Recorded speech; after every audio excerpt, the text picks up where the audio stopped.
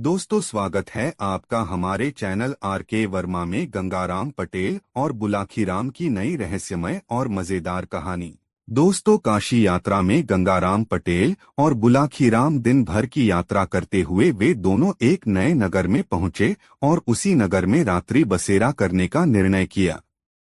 एक सराय में व्यवस्थित होकर पटेल ने बुलाखीराम को बाजार से खाने पीने का सामान लाने के लिए भेजा। बुलाखीराम लौटा तो एक नई बात फिर उसके पेट में कुलबुला रही थी, जिसे वह शहर में देख आया था। पाठकों, वह नई बात क्या थी? यह गंगाराम पटेल के साथ साथ आप भी जान लीजिए। इस बार बाजार के एक व्यस्त चौराहे पर बुलाखीराम ने एक ऐसा युवक देखा जो देखने में तो किसी कुलीन घर का चिराग लग रहा था, पर उस युवक की आंखों में वीरानी छाई हुई थी। बार बार उसके मुंह से एक ही शब्द निकल रहा था, हाय प्यारी, तू कहाँ है? हाय प्यारी, तू कहाँ है? रात को सोने से पूर्व जब बुलाखीराम ने उस युवक के विषय में पूछा तो गंगाराम पटेल ने उसे बताया, बुलाखीराम, जिस नगर में हम लोग ठहरे हुए हैं, इस नगर का नाम कमलनगर है। अब से लगभग 20 वर्ष पहले इस नगर में श्याम सिंह नाम का एक क्षत्रिय रहता था। श्याम सिंह खूब खाते पीते परिवार का था। उसके पास उसके पिता की छोड़ी हुई बहुत बड़ी संपदा थी।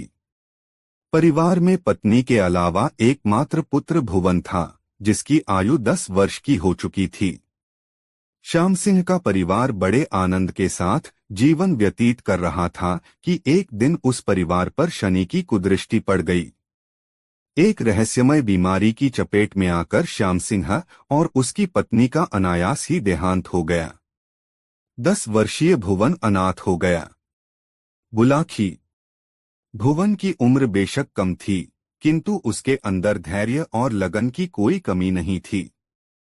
उस किशोर ने बड़ी दृढ़ता से स्थिति का मुकाबला किया और अपने पिता के छोड़े हुए धन के सहारे अपनी परवरिश अपने आप करता रहा। धीरे धीरे 10 वर्ष बीत गए। किशोर आयु का भुवन अब 20 साल का सुंदर नौजवान बन गया। एक दिन भुवन ने अपने मन में विचार किया कि माँ बाप द्वारा छोड़ा हुआ धन धीरे धीरे समाप्त हो रहा है, आखिर क्यों न इस धन से किसी दूसरे नगर में जाकर कोई व्यापार कर लूं। व्यापार चल पड़ा तो इस धन में वृद्धि होगी, तब मैं कोई अच्छी सी कन्या ढूंढकर उसके साथ अपना विवाह कर लूंगा और आनंद के साथ शेष जीवन व्यतीत करूंगा। ऐसा विचार कर एक दिन उसने अपना सारा धन समेटा और उसे लेकर किसी दूसरे नगर के लिए चल पड़ा। रास्ता एक वन के मध्य से गुजरता था। शाम के समय जब वह पैदल चलते हुए थक गया तो एक वृक्ष की छाया में बैठ गया। ठंडी ठंडी हवा बह रही थी। भुवन को पता ही नहीं चला कि कब उसे नींद आ गई। जब उसकी नींद टूटी तो उसने स्वयं को 8 डाकुओं के एक दल से घिरा हुआ पाया। डाकू सरदार ने एक भाले की नोक से उसे टोलते हुए कहा, ऐ लड़के, जो कुछ भी तेरे पास है चुपचाप हमारे हवाले कर दे। प्रतिरोध करेगा तो हम तुझे खत्म कर देंगे। भुवन ने सोचा कि यदि इन्होंने मुझे मार दिया तो सारी कहानी ही खत्म हो जाएगी, आखिर क्यों न अपना धन देकर इनसे अपनी जान छुड़ा लूं। जीवित रहा तो और धन कमा लूंगा। ऐसा विचार कर उसने अपने पास का सारा धन उन डाकुओं को सौंप दिया। डाकू उसका धन लेकर वहां से चलते बने। संध्या हो चली थी। भुवन ने आगे बढ़ने का मन बनाया, लेकिन फिर सोचा कि संध्या काल में तो जंगली जानवर अपने अपने शिकार की तलाश में बाहर निकल पड़ते हैं। यदि किसी हिंसक जीव से टकराव हो गया तो प्राण संकट में पड़ जाएंगे। इससे तो बेहतर यही है कि आज की रात इस वन में किसी वृक्ष पर चढ़कर गुजार दी जाए। अगली प्रातः जैसे ही भोर का उजाला फूटेगा, शहर की ओर चल पड़ूंगा। ऐसा विचार कर भुवन एक घने वृक्ष की एक मोटी सी शाखा पर जाकर बैठ गया। उसने शाखा के साथ अपनी छाती सटा ली और दोनों बाजुओं से शाखा को मजबूती से थाम कर सो गया। आधी रात को अचानक उसकी नींद खुल गई। नीचे झांका तो मध्यम सी रोशनी में उसे 4 प्रेत गोल दायरे में बैठे हुए दिखाई दिए। उनमें से एक प्रेत कह रहा था, मित्रों, मालवा देश के राजा हरिसिंह की राजकुमारी रूपकुमारी बहुत ही रूपवती है। अभी उसकी आयु मात्र 16 साल की है, परंतु उसका पिता कल उसकी शादी एक ऐसे राजा के साथ कर देना चाहता है जिसकी उम्र 60 साल है। यह तो बहुत ही अनर्थ की बात है। यह सुनकर दूसरे प्रेत ने कहा, मित्रों, है तो यह अनर्थ की बात, पर इससे भी ज्यादा अनर्थ वाली यह बात है कि राजकुमारी उस बूढ़े राजा के साथ हरगिज भी विवाह करना नहीं चाहती। वह निश्चय कर चुकी है कि विष खाकर अपने प्राण त्याग देगी, किंतु उस बूढ़े राजा के साथ कभी शादी नहीं करेगी। बेचारी राजकुमारी, मुझे तो उस पर बहुत दया आ रही है, कल वह नाहक ही अपने प्राण गंवा देगी। तब तीसरे प्रेत ने कहा, मित्रों, यदि ऐसी बात है तो हमें उस राजकुमारी की मदद करनी चाहिए, क्योंकि जब हम मानव योनि में थे तो बुरे कर्म करने के कारण ही तो हमें यह प्रेत योनि मिली है। इस योनि में हम नाना प्रकार के कष्ट भोग रहे हैं। अतः हमें चाहिए कि हम कुछ अच्छे कर्म करें जिससे हमारे पापों में कमी आए और हम फिर से मनुष्य योनि में जन्म लेकर सर्वानंद भोगें। अब चौथे प्रेत की बारी थी। उसने कहा, मित्र, कहते तो तुम ठीक हो, पर हम उहरे अशरीरी मनुष्य देह हम धारण नहीं कर सकते। बिना देह के हम उस बेचारी राजकुमारी की कैसे मदद कर सकते हैं? हाँ, यदि कोई मनुष्य हमारा साथ दे तो हम उसकी मदद अवश्य कर सकते हैं। वृक्ष पर बैठे हुए भुवन ने सारी बातें सुनी। उसने राजकुमारी के विषय में जो कुछ सुना, उसे सुनकर उसके दिल को बहुत दुख पहुंचा। मन में एक निश्चय करके वह वृक्ष से नीचे उतर आया और उन प्रेतों से कहा, हे प्रेतों, मैंने तुम लोगों की सारी बातें सुनी हैं। खुशी की बात है कि तुम राजकुमारी रूपकुमारी की मदद करना चाहते हो। मैं भी उसकी मदद करना चाहता हूँ। बताओ मैं किस प्रकार उसकी मदद कर सकता हूँ? यह सुनकर प्रेतों का सरदार बोला, मित्र, एक शर्त पर हम तुम्हारी मदद ले सकते हैं। शर्त यह है कि तुम भूलकर भी हमारे विषय में किसी से भी कोई जिक्र नहीं करोगे। यदि तुमने जाने अनजाने भी हमारा किसी से जिक्र कर दिया तो उसी समय राजकुमारी रूपकुमारी के प्राण छूट जाएंगे। बोलो, मंजूर है यह शर्त? भुवन ने तत्काल उनकी यह शर्त स्वीकार कर ली। तब प्रेतों ने अपनी मायावी विद्या से भुवन के लिए राजकुमारों जैसे वस्त्राभूषण मंगवाए। मायावी विद्या से ही 5 घोड़े पैदा किए जो वायु से भी तेज रफ्तार से आकाश में उड़ सकते थे। भुवन को एक घोड़े पर बैठाया और उसके पीछे पीछे अशरीरी रूप में अपने अपने घोड़ों पर बैठकर मालवा की ओर उड़ चले। 2 घंटे में ही वे घोड़े मालवा देश की सीमा में प्रविष्ट हो गए। बुलाखी राम, जब वे पांचों प्राणी वहां पहुंचे, उस समय राजमहल में अनेक मेहमान ठहरे हुए थे।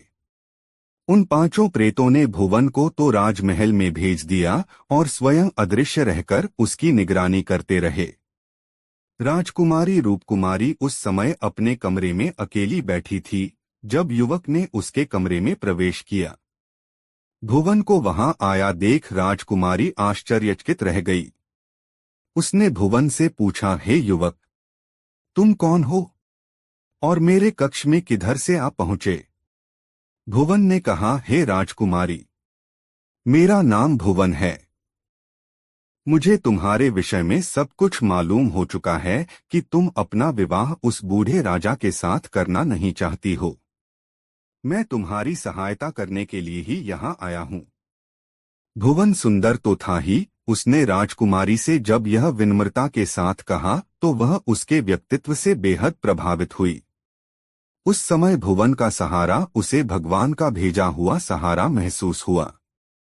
वह तुरंत उसके साथ चलने के लिए तैयार हो गई। भुवन ने तब राजकुमारी को अपने घोड़े पर बिठाया और आकाश मार्ग से चल पड़ा। चारों प्रेत भी अदृश्य रूप में उसके पीछे पीछे चल पड़े। भुवन ने अपना घोड़ा वन में उसी वृक्ष के नीचे उतारा।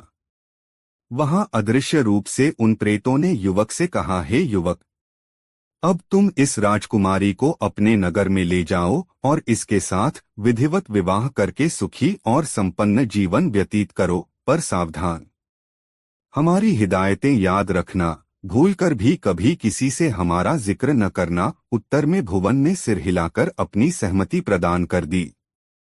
उधर जब राजमहल में राजकुमारी रूपकुमारी के गायब होने की खबर मिली तो वहां हड़कंप मच गया। चारों तरफ राजकुमारी की खोज होने लगी, किंतु यह सब निष्फल साबित हुआ। राजकुमारी तो उनकी पहुंच से बहुत दूर कमलनगर में पहुंच चुकी थी। उधर नगर के लोगों को जब यह मालूम हुआ कि भुवन ने अपना विवाह कर लिया है तो उसके सभी मित्रों ने आकर उसे बधाई दी। हे बुलाखी, राजकुमारी रूपकुमारी भुवन के साथ चली तो आई, किंतु उसने जब घर में घोर दरिद्रता देखी तो उसे बहुत दुख हुआ। कहाँ तो राजसी वैभव का सुख और कहाँ एक मामूली सा मकान। वह महलों में पली थी और अब उसे एक मामूली से घर में रहते हुए घर का सारा काम स्वयं ही करना पड़ता था। इस कारण वह कुछ परेशान सी रहने लगी। उसकी परेशानी उसके पति भुवन ने भांप ली। उसने अपने मन में विचार किया कि क्यों न अपने मित्र प्रेतों से इस विषय में सहायता ली जाए। अतः एक रात वह राजकुमारी को सोता छोड़कर अपने प्रेत मित्रों के पास जा पहुंचा। उसने जब अपनी परेशानी उन्हें बताई तो उसके प्रेत मित्र उसकी सहायता करने के लिए तत्पर हो गए। तब उन्होंने अपनी माया से रातों रात भुवन के मकान को एक सुंदर महल का रूप दे दिया। महल के कोठार धन धान्य से भर दिए और उसका एक कक्ष धन से भर दिया। सुबह हुई तो राजकुमारी ने अपने को एक सुंदर से छोटे महल में पाया। इतना शानदार महल और धनधान्य से भरे कोठार देखकर वह आश्चर्य में पड़ गई। तब वह बार बार अपने पति से यह पूछने लगी कि वह इस रहस्य को बताए कि रातों रात यह सब कैसे संभव हो गया। बुलाखी राम, 2 दिन तक भुवन अपनी पत्नी का आग्रह टालता रहा, किंतु जब वह बार बार आग्रह करती ही रही तो विवश होकर भुवन को यह बताना ही पड़ा कि यह सब उसके कुछ प्रेत मित्रों की कृपा से संभव हुआ है। वह नामुराद उस समय यह भूल ही गया कि प्रेतों ने किसी से भी इस रहस्य को न बताने की सख्त हिदायत की हुई है। रहस्य का उजागर होना था कि राजकुमारी ने उसी क्षण दम तोड़ दिया। यह देखकर भुवन को उस रहस्य के उजागर कर देने का बहुत अफसोस होने लगा। वह फूट फूट कर रोने लगा और सिर धुन धुन कर विलाप करने लगा कि हाय प्यारी तू कहाँ है, हाय प्यारी तू कहाँ है। बस तभी से वह विक्षिप्त हो गया है। हे बुलाखी, आज शाम तू जिस शख्स को प्रलाप करते हुए देख आया है वह भुवन ही था। अब बता, तेरी बात का तुझे उत्तर मिल गया ना? मिल गया पटेल जी, बुलाखी बोला। किस्मत के खेल भी निराले होते हैं। बेचारे भुवन की तो किस्मत बनकर भी बिगड़ गई। ईश्वर उसकी आत्मा को शांति दे, यह कहकर बुलाखी ने बिस्तर पर अपने पैर फैला दिए।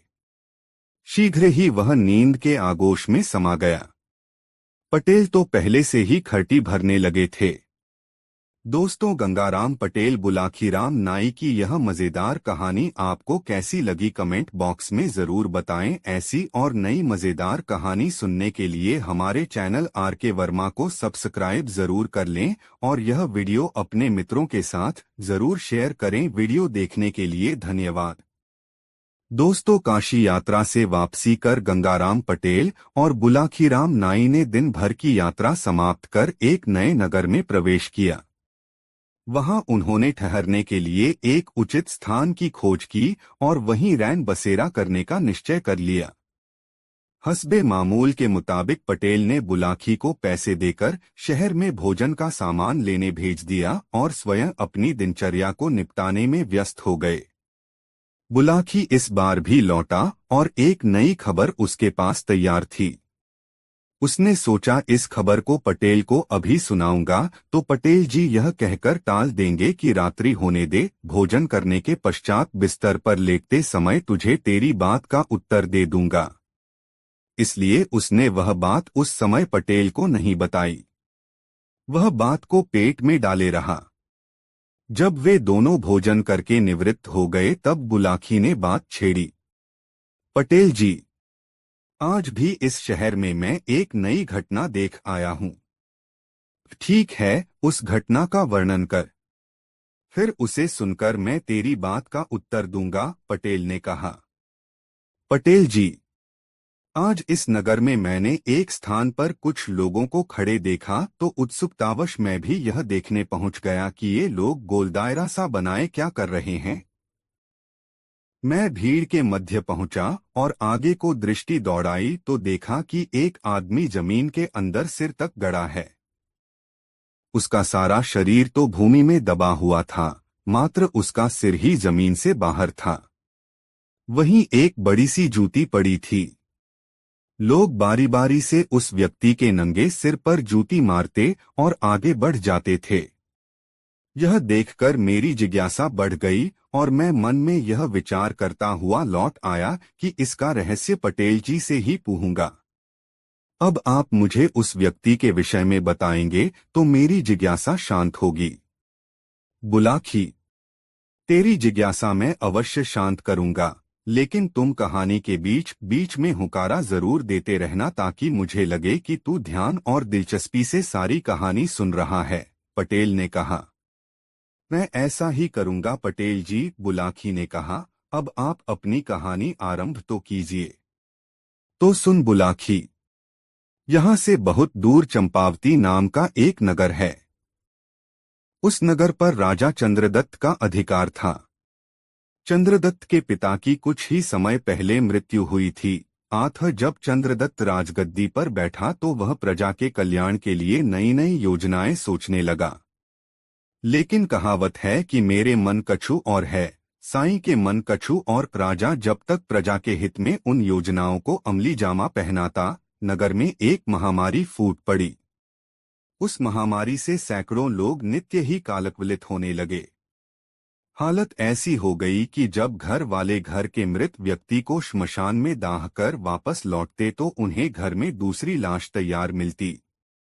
यह स्थिति देखकर नगरवासी घर-बार छोड़कर दूसरे राज्यों में भागने लगे। पूरे राजमहल में सिर्फ राजा ही अकेला रह गया। तब उसने सोचा था कि मैं अकेला ही यहाँ रहकर क्या करूँगा? प्रजा ही नहीं रही तो राजा कैसा? एक दिन वह भी कुछ धन अपने साथ लेकर वह नगर छोड़ आया। वह एक सामान्य नागरिक की तरह कई राज्यों में घूमता रहा, फिर इस नगर में आ गया। इतने दिन तक दूसरे राज्यों में घूमते रहने के कारण जो धन वह अपने साथ लाया था, सब खर्च हो गया। अब उसे चिंता हुई जीविका कमाने की। राजा चंद्रदत्त खूब हृष्ट-पुष्ट नौजवान था। अस्त्र शस्त्र चलाने में वह निपुण था। जब वह यहाँ के राजदरबार में नौकरी पाने की इच्छा से राजा के सम्मुख पेश हुआ तो राजा ने पहली ही नजर में उसके अंदर छिपी हुई प्रतिभा की पहचान कर ली और उसे अपने अंगरक्षक की नौकरी दे दी। तब से चंद्रदत्त रात दिन अपने स्वामी की सुरक्षा का ध्यान रखने लगा। बुलाखी, एक दिन जब चंद्रदत्त रात के समय राजा के महल में पहरा दे रहा था तो उसने महल के बाहर से किसी स्त्री के रोने की आवाज सुनी। वह स्त्री बड़े करुण स्वर में विलाप कर रही थी। उसका वेदना से भरा स्वर सुनकर चंद्रदत्त से रहा नहीं गया। उसने अपने स्थान पर एक अन्य प्रहरी को खड़ा किया और महल से बाहर निकलकर उस दिशा में चल पड़ा जहां से रोने की आवाज आ रही थी। कुछ आगे चलकर उसने देखा कि सरोवर के किनारे एक बेहद रूपवान स्त्री बैठी विलाप कर रही है। चंद्रदत्त ने निकट पहुंचकर उस स्त्री से पूछा, हे देवी, तुम कौन हो और रात्रि के इस प्रहर में यहाँ निर्जन स्थान में बैठी रो क्यों रही हो? स्त्री बोली, हे युवक, मैं इस राज्य की ऐश्वर्य लक्ष्मी हूँ। अब तक मैं यहाँ सम्मान के साथ रह रही थी, लेकिन मेरे सम्मान के ये दिन अब समाप्त होने ही वाले हैं। अरे ये क्या कह रही हो देवी? चंद्रदत्त ने आश्चर्य से पूछा। क्या इस राज्य पर कोई विपत्ति आने वाली है या फिर राजा की निगाहों में तुम्हारे प्रति सम्मान की भावना का ह्रास होने लगा है? इन दोनों ही बातों में कोई बात सच नहीं है, युवक ऐश्वर्य लक्ष्मी ने कहा। न तो इस राज्य पर कोई विपत्ति आने वाली है और न यहाँ के राजा ने मेरे सम्मान में कोई उपेक्षा दिखाई है। बात कुछ और ही है।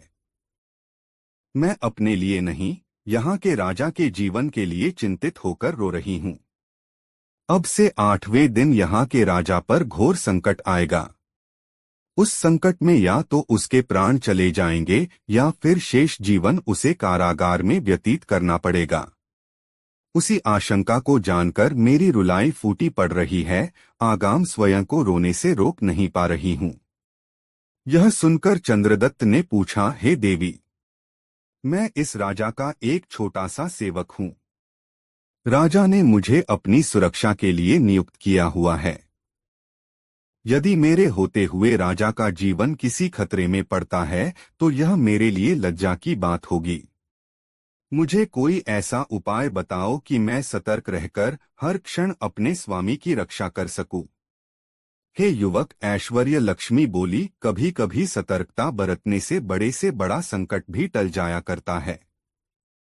मैं तो तुमसे यही कहूंगी कि आगामी 8 दिनों तक तुम बेहद सतर्क और चौकन्ने रहकर राजा की निगरानी करो।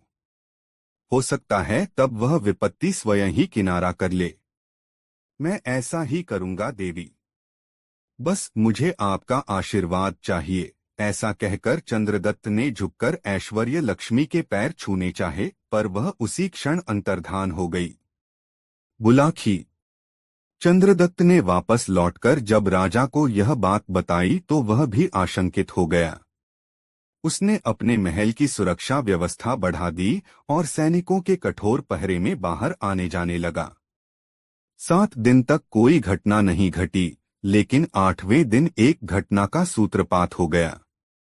रात्रि के समय जब चंद्रदत्त महल की छत पर खड़ा होकर चारों ओर का निरीक्षण कर रहा था, तब उस सरोवर के निकट जहां वह ऐश्वर्य लक्ष्मी से मिला था, रात्रि के अंधकार में उसे कुछ जुगनू से उड़ते प्रतीत हुए।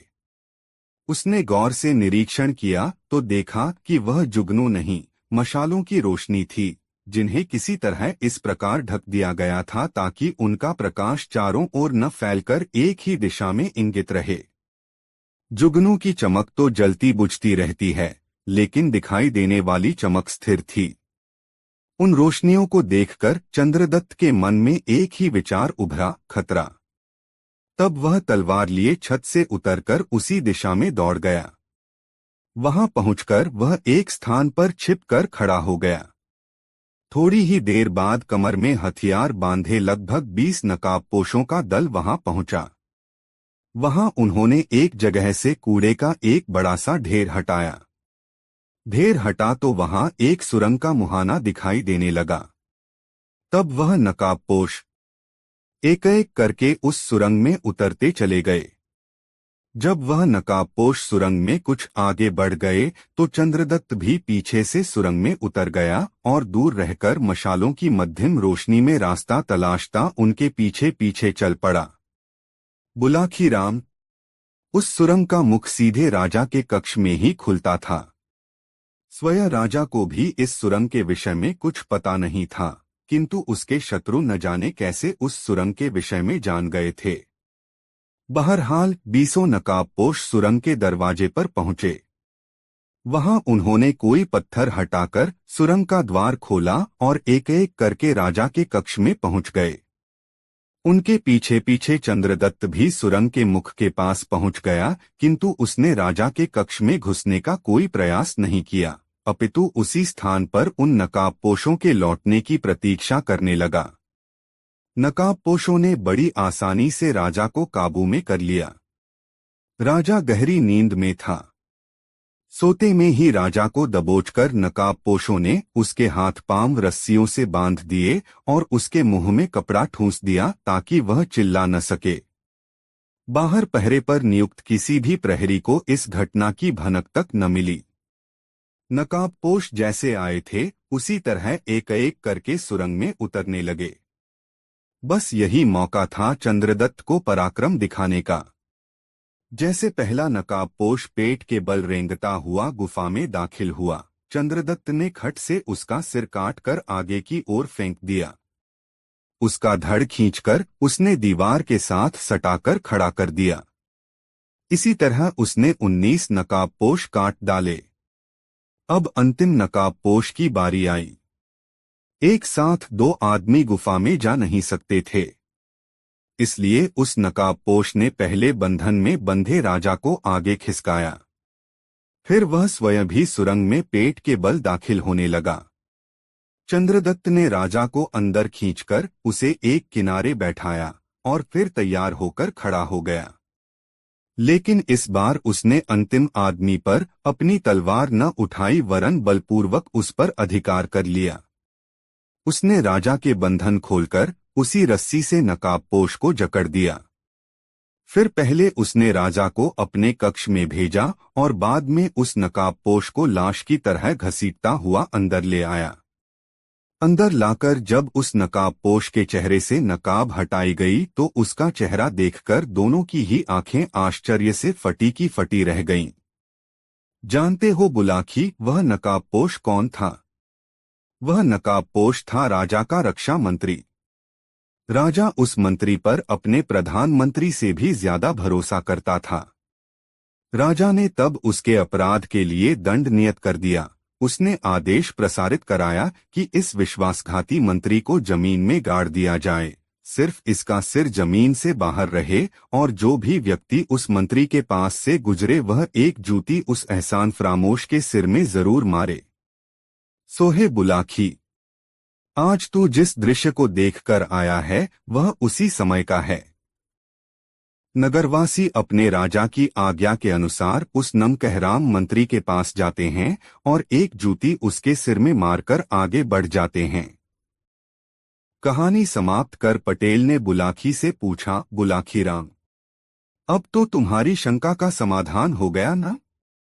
हाँ पटेल जी, अब मेरी शंका का निवारण हो गया। अब आप भी सोइए और मैं भी सोने की कोशिश करता हूँ। कुछ देर बाद दोनों ही सो गए। निद्रा देवी उन पर हावी हो गई थी। दोस्तों, गंगाराम पटेल बुलाखीराम नाई की यह मजेदार कहानी आपको कैसी लगी कमेंट बॉक्स में जरूर बताएं। दोस्तों, सुबह भोर हुई तो गंगाराम पटेल और बुलाखीराम उठे और सामान समेटा और घोड़ों पर जीन कसकर अपनी यात्रा पर निकल पड़े। रास्ते में एक नगर में उन्होंने दोपहर का भोजन किया और दिन ढलते ढलते एक नए नगर में जा पहुंचे। वहां वे एक धर्मशाला में ठहर गए। नित्य की तरह बुलाखी भोजन का सामान खरीदने के लिए चला गया। वहां उसने लौटती बार जो दृश्य देखा वह उसका रहस्य जानने को बेचैन हो उठा। भोजन आदि से निवृत्त होकर जब गंगाराम बिस्तर पर पहुंचकर हुक्का गुड़गुड़ाने लगे तब उसने पटेल के पैर दबाते हुए उनसे कहा, पटेल जी, अब तो आप भोजनादि से निवृत्त हो चुके हैं। क्या अब मैं अपनी वह बात कहूं जो आज बाजार से लौटते समय मैंने देखी है? हाँ हाँ भाई, अवश्य कहो, पटेल विनोद भरे स्वर में बोले। तुम्हारी इस शर्त को मानकर ही तो मैं तुम्हें साथ लाया हूं।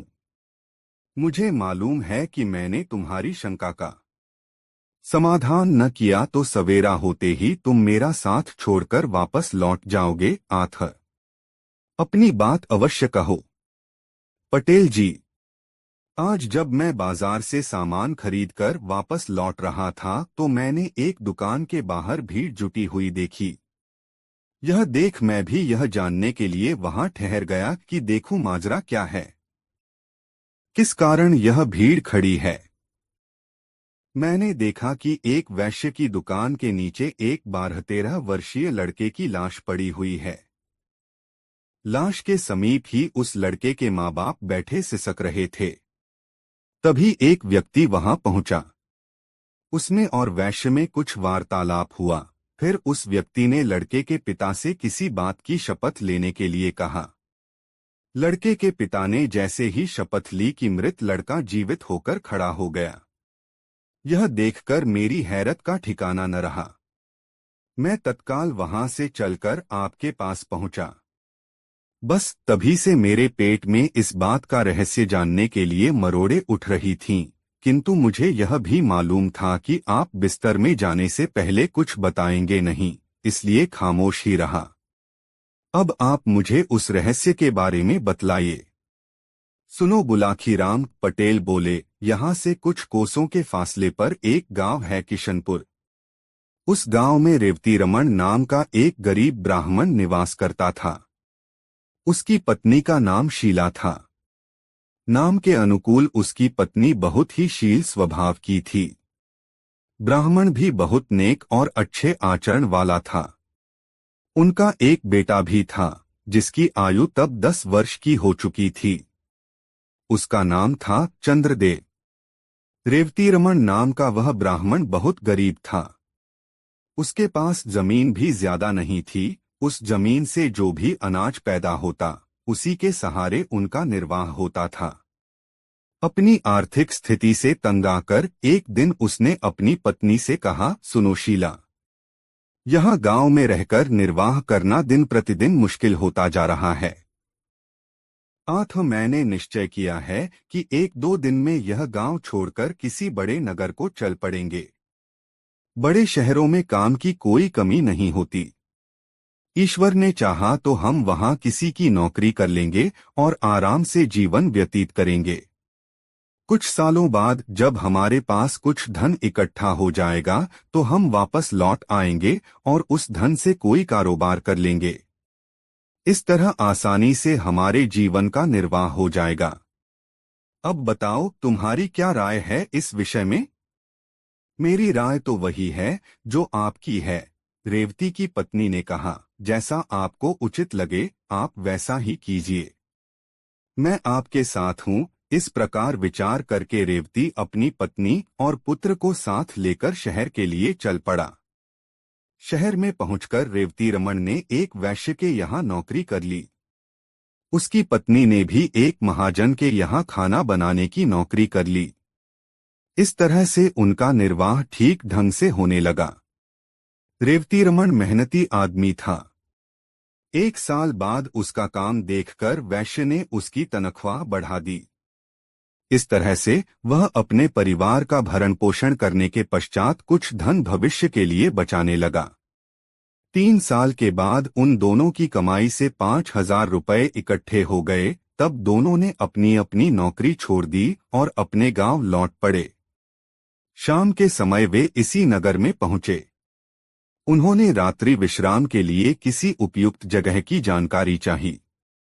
सामने उसी वैश्य की दुकान थी जिसे तुम देखकर आए हो। रेवती रमन उसी के पास पहुंचा और बोला, सेठ जी, मैं यहाँ परदेशी हूँ। मेरे साथ मेरा परिवार भी है। मैं रात्रि विश्राम के लिए किसी उपयुक्त जगह की तलाश में हूँ। क्या आप मुझे कोई ऐसा स्थान बता सकते हैं जहां हम सुरक्षित रह सकें? कोई जोखिम की चीज तो नहीं है तुम्हारे पास? मेरा मतलब है रुपया पैसा। वह तो है सेठ जी। इसीलिए तो मैं किसी सुरक्षित जगह पर रात को ठहरना चाहता हूँ। देखो भाई, सेठ बोला, तुम्हारे रात्रि विश्राम के लिए तो मैं तुम्हें जगह दे सकता हूँ, लेकिन तुम्हारे पास मौजूद रुपयों की जिम्मेदारी नहीं ले सकता। यह शहर चोर लुटेरों के लिए बहुत बदनाम है। कोई चोर लुटेरा रात में आकर तुमसे तुम्हारा धन छीन ले गया तो मेरी बहुत बदनामी होगी। तुम एक काम करो, तुम्हारे पास जितना धन है वह मेरे पास जमा कर दो। सवेरे जब तुम जाने लगो तो अपना धन सहेज लेना। ठीक है सेठ जी। आप इस शहर में सम्मानित नागरिक हैं। हमें आप पर पूरा यकीन है कि आप अमानत में खयानत नहीं करेंगे। मेरे पास 5,000 रुपए हैं। उन्हें आप अपने पास जमा कर लीजिए। सुबह जाने से पहले मैं आपसे अपना रुपया वापस ले लूंगा। ऐसा कहकर रेवती रमन ने अपना पैसा उस वैश्य के पास जमा करवा दिया। वह रात रेवती रमन और उसके परिवार ने सेठ की दुकान के बाहर लगे फट्टों पर सोकर काट ली। प्रातः जब सेठ ने दुकान खोली तो रेवती रमन ने उससे अपना पैसा वापस मांगा। इस पर सेठ की त्योरियां चढ़ गईं। उसने तेज आवाज में पूछा, कैसा पैसा? तुमने मुझे कोई पैसा नहीं दिया था। इस पर दोनों में तकरार होने लगी। पड़ोसी और राहगीर इकट्ठे हो गए। सेठ के पड़ोसियों ने तब उनका विवाद खत्म करने के लिए रेवती रमन से कहा, देखो भाई, तुम कहते हो कल रात तुमने इनके पास 5,000 रुपए जमा कराए थे, जबकि ये सेठ इस बात से साफ इनकार कर रहा है। अब कौन सच्चा है और कौन झूठा, इसका फैसला तो शपथ लेकर ही किया जा सकता है। क्या तुम अपने इकलौते बेटे की कसम खाकर यह बात कह सकते हो कि तुमने रात इस सेठ के पास 5,000 रुपए जमा कराए थे? बिल्कुल कह सकता हूँ, रेवती रमन बोला। जो बात सच है उसके लिए मैं कैसी भी शपथ लेने को तैयार हूँ। क्यों सेठ, क्या तुम्हें भी यह बात मंजूर है? बिल्कुल मंजूर है, सेठ बोला। न्यायकर्ताओं ने तब रेवती रमन से उसके बेटे के सिर पर हाथ रखकर यह कसम खाने के लिए कहा कि यदि उसकी शपथ झूठी है तो तत्काल उसके बेटे की मृत्यु हो जाए। बुलाखी पटेल ने आगे कहा, किस्मत का खेल देखो। जैसे ही रेवती रमन ने अपने बेटे चंद्रदेव के सिर पर हाथ रखकर यह शपथ ली कि तत्काल उसके बेटे की मौत हो गई। झूठा होते हुए भी उस सेठ के चेहरे पर विजय के भाव झलक उठे। रेवती और उसकी पत्नी सन्न रह गए। वहां उपस्थित भीड़ और न्यायकर्ताओं ने रेवती को बहुत लानत मलामतें दी, क्योंकि वह झूठा साबित हो गया था। रेवती की हालत ऐसी हो गई जैसे भरे बाजार में उसे किसी ने नंगा कर दिया हो। पति पत्नी दोनों ही सिसक रहे थे और भीड़ उनका मजाक उड़ा रही थी, उन पर फप्तियां कस रही थी। तभी उस भीड़ में से निकलकर एक आदमी रेवती रमन के पास पहुंचा। उसने उससे कहा, देखो दोस्त, असली माजरा क्या है, तुम मुझे सच्ची बात बताओ। क्या वाकई तुमने इस सेठ को 5,000 रुपए जमा करने के लिए दिए थे? रेवती रमन बोला, यह बात मैं कई बार दोहरा चुका हूँ, लेकिन किसी को यकीन ही नहीं हो रहा। उल्टा सभी लोग मुझे ही बेईमान करार दे रहे हैं। तब एक बार तुम मेरे सामने अपने लड़के की शपथ लेकर यह बात दोबारा कहो कि मेरी बात बिल्कुल सही है। मैंने सेठ के पास अपने 5,000 रुपए जमा कराए थे। यदि तुम्हारी बात सत्य निकली तो तुम्हारा मृत बेटा अभी जीवित होकर उठ खड़ा होगा। फिर उस आदमी ने सेठ से कहा, क्यों सेठ, तुम्हें मंजूर है यह बात? बिल्कुल मंजूर है। भला मुझे क्या एतराज हो सकता है, लेकिन यह आदमी झूठा है। इसका झूठ साबित भी हो चुका है। बेटे की शपथ लेने के बाद इसने झूठ बोला, इसलिए तो इसके बेटे की मौत हो गई है। बेशक बेशक वह व्यक्ति बोला, पर अगर इस बार शपथ लेने के बाद इसका बेटा जीवित हो जाए, उस सूरत में तुम्हें इसे 5 नहीं 10,000 रुपए वापस करने होंगे। बोलो मंजूर है? कहा तो है, मुझे इसका चैलेंज मंजूर है, सेठ ने कह दिया। उस व्यक्ति के कहने पर रेवती रमन ने अपने मृत बेटे की शपथ लेकर अपनी बात दोहरा दी। शपथ लेते ही एक चमत्कार हो गया। रेवती रमन का मृत बेटा जीवित होकर उठ बैठा। सारी भीड़ यह देखकर आश्चर्यचकित रह गई। तब सेठ को वादे के अनुसार रेवती रमन को 5 की जगह 10,000 रुपए लौटाने पड़े। इतनी कहानी सुनाकर गंगाराम पटेल ने आगे कहा, बुलाखी, औरों की तरह तुझे भी इस बात पर जरूर आश्चर्य हो रहा होगा कि आखिर वह व्यक्ति था कौन, जिसने न सिर्फ रेवती रमन के बेटे चंद्रदेव को जीवित किया अपितु जिसने सेठ से उसे दोगुना धन वापस दिलवाया। तो सुन, मानव के वेश में वह व्यक्ति साक्षात कलियुग था, जो अपने कलिकाल का प्रभाव लोगों को दिखाना चाहता था। यह कलियुग है बुलाखी। इस काल में कैसी भी अनहोनी घटना घट जाए उस पर आश्चर्य नहीं होना चाहिए। आज तू जिस दृश्य को देखकर आया था वह वही दृश्य था। उम्मीद है अब तेरी जिज्ञासा शांत हो गई होगी। आथा अब मुझे भी सोने दे और खुद भी सो रहा है। कल प्रातः फिर से काशी यात्रा के लिए चलना है, कहकर पटेल ने आंखें मूंद लीं और निद्रारानी की गोद में समा गए। करवट बदलकर बुलाखी नाई भी सो गया। दोस्तों, गंगाराम पटेल बुलाखीराम नाई की यह मजेदार कहानी आपको कैसी लगी कमेंट बॉक्स में जरूर बताएं। ऐसी और नई मजेदार कहानी सुनने के लिए हमारे चैनल आरके वर्मा को सब्सक्राइब जरूर कर लें और यह वीडियो अपने मित्रों के साथ जरूर शेयर करें। वीडियो देखने के लिए धन्यवाद।